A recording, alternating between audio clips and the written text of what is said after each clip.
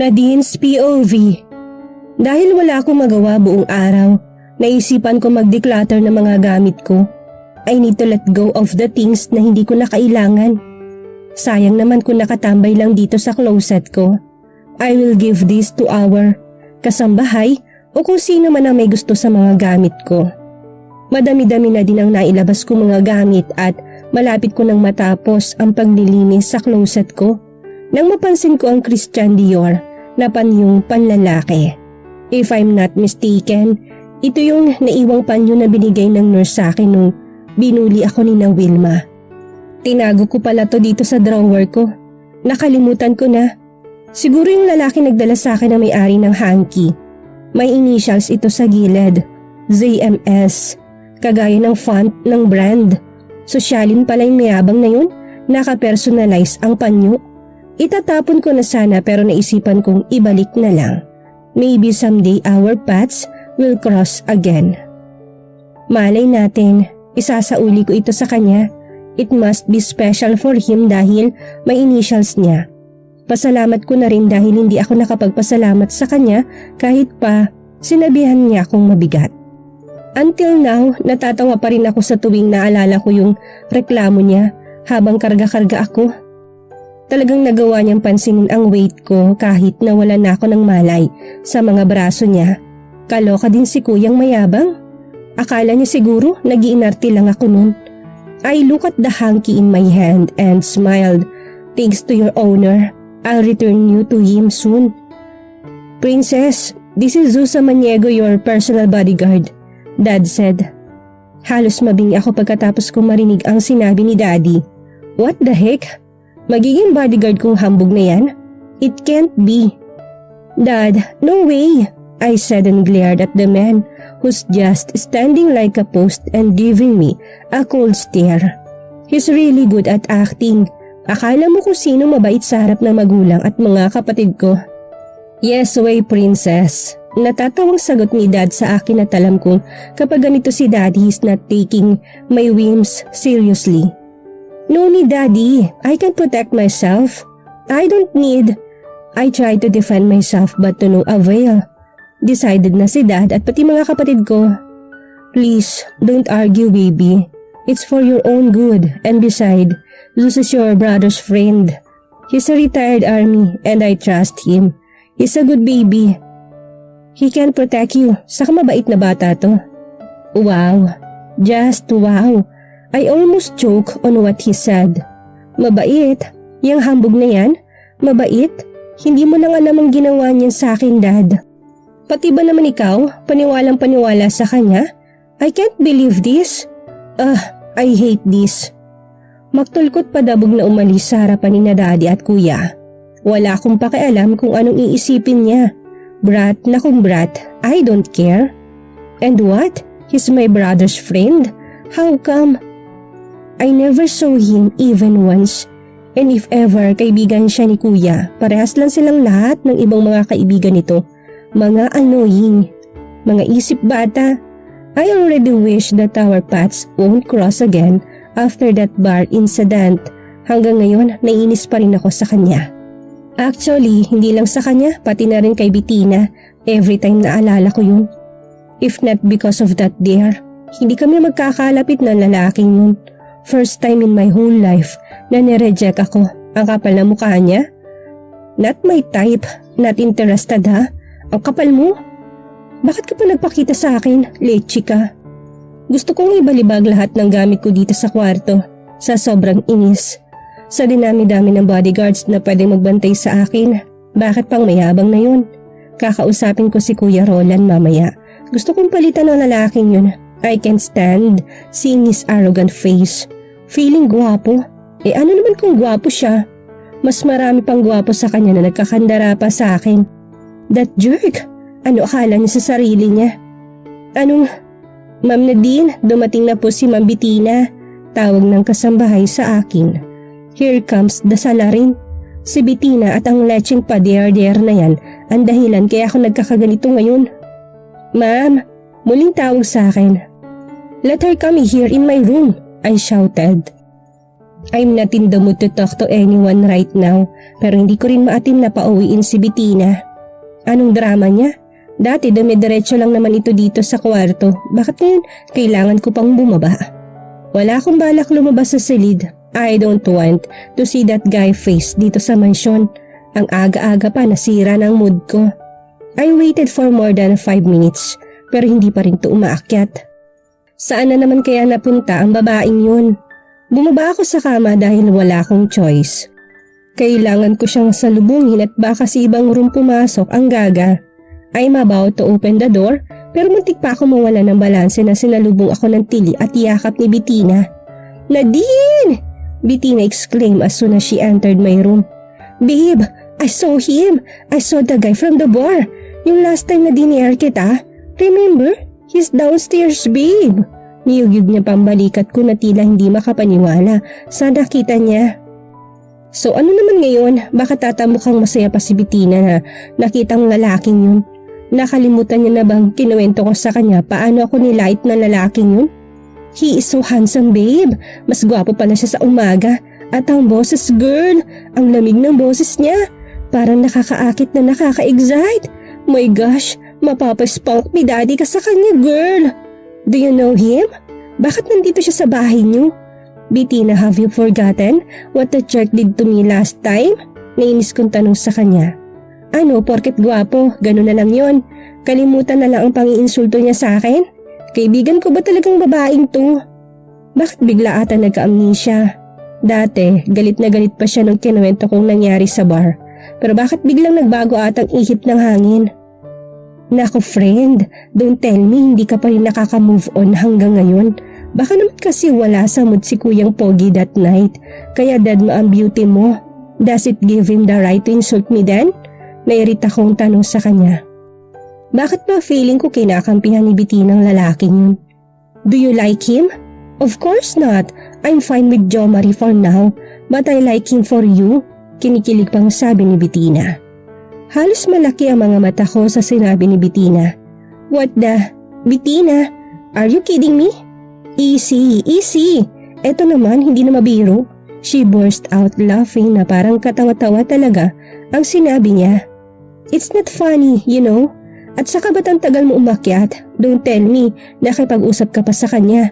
Malditang tanong ko sa kanya pero tumawa lang ang bruha. Eto naman, nagsiselos ka agad. Hindi nga para sa akin yun, para sa'yo yun. Hindi nga ako kinausap eh. Hi lang ang sinabi girl at saka tinanguan lang ako. Suplado si kuya pero in fairness, ang gwapo. And take note, ang bango-bango niya na din. Pero hanggang doon lang yun. O ba't parang kilig na kilig ka pa? Hindi kasi siyang kinausap ko doon sa baba. Kausap ko yung kaibigan niya, si Gaden. Kung wala akong Jo Marie, jojowain ko yun pero dahil okay naman na kami ni Jo Marie ngayon, tropa na lang, totropahin ko na lang siya. Sabay kindat pa. Ikaw girl, si Spunk ni daddy totropahin o jojowain? Kunot mo akong humarap sa kanya. Ano pinagsasabi mo Bettina? Anong trororo whatever? Lalaki pang mga mata ni Bettina nang tila hindi makapaniwala sa tanong ko. Hindi mo alam ang jojowain o totropahin girl? Shut it Bettina, this talk is nonsense. Come here, ano gusto mo? I want to finish this conversation. It's not getting anywhere. Walang kwentang kausap si Bettina. Malapit na ako sa closet ko pero hindi man lang ito sumunod. Hindi man lang ito sumagot sa akin. May kung ano-anong kinakalikot pa to sa phone niya. Bettina, come here. I called her again pero hindi niya ako pinansin. She's so unbelievable. Did she just come here to annoy me as well? Retired Major Luz Morgan Samaniego, CEO, C&M Security Agency, 30 years old, single. Girl, that guy is for you talaga. Bagay na bagay kayong dalawa. See, look, come here. Hinilan niya ako at pinakita sa akin ang phone niya. He's single and you're single. Ay, ship na yan. Hinaklit kong kamay sa pagkakahawak ni Bettina.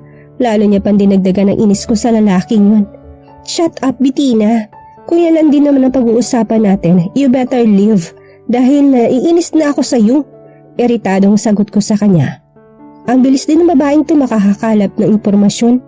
How come he knew the name of that jerk? He's not even my type at wala akong pakialam kung mabango man siya. He's still that arrogant who rub in my face that I'm not his type. Well, the feeling is mutual. Nang mapansin ni Bettina na iritado talaga ako, hindi na ito nagpumilit pa. Mabuti at tumahimik din. Actually, gagala sana kami ngayon. We're planning to watch movie and shopping. Yun nga lang may nangyaring masama kay Jopay at sa kambal, kaya next time na lang. So instead of going outside, I told these bitches to shop on my things. Ibibigay ko sa kanya yung mga shoes, sandals at dress na magugustuhan niya. I still have a lot of them kahit natapos ko na mag-declutter. Kesa naman matambay lang sa closet ko, ibibigay ko na lang kay Bettina. After this, pupuntahan ko si Jopay sa ospital. Kuya called to inform us na nagising na daw ito and I also wanted to see the twins. I hope hindi sila na trauma. They're so young to experience those horrible things. After makapili ni Bettina ng mga gamit, umuwi na din to. Ang dami niya nagustuhan at balak niya pang bumalik para mamili ulit. It's fine with me though. Wala naman ako ibang kaibigan maliban kay Jopay at kay Bella. So it's fine with me. If Bettina will take whatever she like. Napatigil ako sa pagpasok sa aking sasakyan na mapansin kong may nakapark sa likod nito. It's a black model as Tesla. Expensive ha? Who's the owner of this new car? Si Kuya Roland ba o si Kuya Conrad? Aalis na po kayo ma'am? Nakangiting tanong ni Manong Ben sa akin. He is our personal driver at papa ni Belle. Matagal na siya nagtatrabaho sa amin. Kaya parang anak na rin ang turing nito sa amin. Yes, Manong, will you please remove that car? Kasi hindi ako makakadaan. Magalang kong sabi dito. Nakita ko natigilan siya. Nag-aalangan pa itong humarap sa akin at napakamot pa sa ulo niya. What's wrong, Manong Ben? Ay ma'am, bilin po kasi ng daddy niyo na hindi na po kayo makakalabas kapag hindi niyo kasamang bodyguard niyo. Si Sir Zeus? What? Nalaglagan pa nga ako sa sinabi ni Manong. Did Dad really said that? Pasensya na po ma'am, yun po kasing utos ng daddy niyo. I immediately took my phone to call daddy pero hindi ito sumasagot. I tried Kuya Conrad's number pero busy to. Sinubukan ko kay Kuya Roland pero ganun din. Seryoso lahat ba sila ayaw akong sagutin? My gosh, why are they doing these things to me? Una, ayaw ko ng bodyguard but they insisted. Ngayon naman pati bang pagmamaneho ko hindi ko na rin magawa. Hindi ako pwedeng hindi pumunta ng hospital ngayon. I have to check on Jopay and the twins. This is so frustrating. Manong, where is the body? Hindi ko pa man natapos ang sasabihin ko nang bigla na lang may nag-open ng passenger seat ng Tesla. Get inside. A baritone voice stopped me at wala man lang pasintabi kung makautos sa akin. Seriously? Excuse me, who are you to talk to me like that? Matari kong baling sa kanya pero tila di naman ito apektado. Seryoso lang itong nakatingin sa akin at blanco pa rin ang ekspresyon ng kanyang muka. Gusto kong lukutin niya ang pagmumukha niya. Ang yabang-yabang niya talaga kung umusta. Sino bang amo dito? Do you want to go to the hospital or not? Wika ni Zeus at pinadaan pa ng tingin ang suot kong damit. With that clothes, he smirked and raised his brow when I glared at him. What's wrong with my outfit? It's just simple. I'm wearing a high-waist skinny jeans paired with white crop top and a pair of Jerrior slingback pumps. Who are you to ask me that? I raised my voice at him but still unbothered. He even closed the door and turned his back. "You!" I shouted. Nakita ko pang napasinghap ang mga tauhan niya. Simpleng nagsisikuhan. Wala akong pakialam kung siyang amo nila. Napakabastos niya. Sino siya para talikuran ako? Lumingon ito sa akin pero strikto pa rin ang mukha. What? Miss Masada, if you want to go, get inside the car, but if you not, go back to your room. I don't have time to babysit you. What the heck? I can't believe this guy. You arrogant bastard. Sino bang nagsabi sa'yong bantayan mo ko ha? Ang yabang mo yun. Lumakad ako palapit sa kanya at malakas kong inampas ang kanyang dibdib. Pero hindi man lang ito nagalaw. Parang bato sa sobrang tigas ang dibdib niya at hindi man lang nito ininda ang lakas ng pagkakahampas ko sa kanya. Now he's towering me. Kahit pa nakahilas ako, mas matangkad pa rin ang hambog kesa sa akin. You brute! Give me my key! I'll drive alone. I don't need a bodyguard like you. I scream at his face. Napatingin na rin sa amin ang iba pa niyang mga tauhan. Ang iba halatang natatakot. Ang iba'y tila aliw na aliw pa habang nakatingin sa aming dalawa. No, I'm just following orders here, ma'am. He smirked and raised his brow at me. I'm your bodyguard and it's my duty to protect you. I don't need your protection. I can protect myself. Talk to your father then. Matapang din ni Jesus na sagot sa akin. I hate you, I sputtered. Don't say that yet. You might regret it, he confidently said. Now, I'm asking you again. Do you still want to go, Senorita? What the? This guy is really annoying me. First day pa lang naiinis na ako sa kanya. But I don't have a choice. Gusto ko nang puntahan si Jopay at ang kambal. Your family is waiting, Madam Senorita.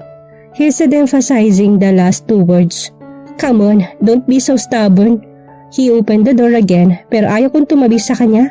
I tried to open the back door pero ayaw nito mabuksan. I am not your driver. Sit beside me, he said with finality. Wala akong ibang choice kung hindi umupo sa harapan kasamang gagong lalaking to. Kahit pa nagngingit-ngit ng kalooban ko. Ew! Inis kong singal sa kanya bago pumasok. Not so fast, brat. Don't be so excited. Dinig kong sabi ni Zeus at nagtatawanan pa mga tauhan niya. Buisit, alam na alam talaga kung paano ako inisin dahil nakita pa ng bahagyang pagangat ng labi niya nang pumasok ako sa sasakyan niya. Mayaman naman palang lalaking to, bakit pa siya pumayag na magiging bodyguard ko? I really have to talk to daddy. Ayoko sa kanya, nakakainis siya. Seatbelt, my señorita. The moment I step into his car, that annoying music invaded my ear. Pati ba naman na lalaking to nakikinig sa ganyang klaseng tugtog? The lyrics is so corny, like duh. I don't know if it is on his playlist or it just randomly played. I don't believe in that. Only fools will. Alam ko ng ganyang linyahan kaya palaging nasasaktan sa Bettina dahil paniwalang paniwala siya sa mga ganyan.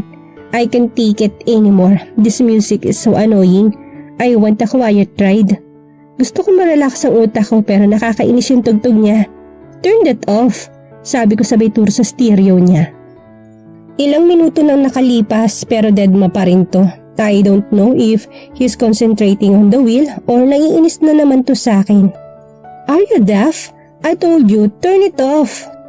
I repeated but the brute is unbothered. My car, my rule. He said na tila ba isa itong batas na dapat sundin. Okay, I replied and then opened the door pero hindi ko pa man ito mabuksan mas mabilis ang kamay ni Zeus na pinindot ang lock nito. What are you doing ha? Napipikong sabi ni Zeus. Kita ko pa matatalim niyang tingin sa akin. Gago ka ba? I told you to stop the music, right? But you don't want to, so I better leave this car. I shouted at him. Why are you so stubborn? Maring sabi ni Zeus at tila nawawalan na ito ng pasensya. Your car, your rule, diba?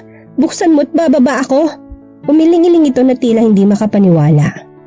Talagang tatalon ako, wala akong pakialam kung magkandabali-bali man yung buto ko.